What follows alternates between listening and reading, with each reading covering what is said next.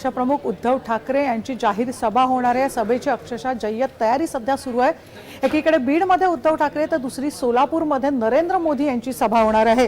त्यामुळे बीडमध्ये उद्धव ठाकरे भाषणादरम्यान नेमकी काय भूमिका मांडतील याकडे सगळ्यांचं लक्ष लागलंय। दुष्काळाचे चटके सोसणाऱ्या बीड जिल्ह्यातील शेतकऱ्यांना मदतीचा हात शिवसेनेकडून मिळणार की नाही हे या दौऱ्यादरम्यान स्पष्ट होईल।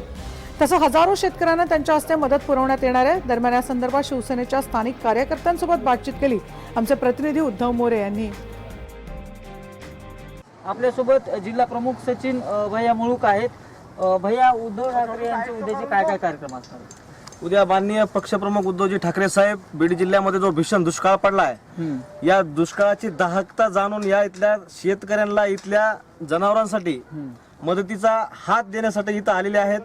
वेळोवेळी शिवसेना प्रथम शेतकऱ्यांच्या मदतीला, दुष्काळग्रस्तांच्या मदतीला पहिल्यांदा धावून जाते। यावेळेसही पक्षप्रमुख काही ना काहीतरी घेऊन या ठिकाणी येत आहेत, फार मोठी मदत घेऊन येत आहेत। या कार्यक्रमाला पक्षप्रमुख इथं पशुखाद्य मोठ्या प्रमाणावर वाटप होणार आहे।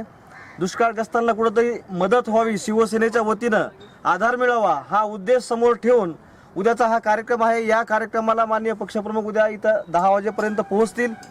आल्या ते सभेच्या ठिकाणी न येता ग्रामीण भागामध्ये जाऊन काही ठिकाणी त्याचं वाटप स्वतः करतील।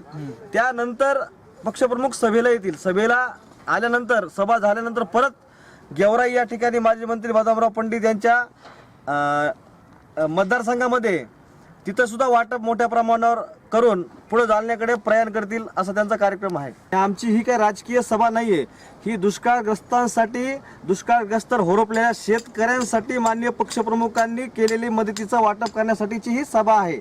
हा कार्यक्रम हा मदतीचा कार्यक्रम आहे, नक्की राजकीय सभा आहे।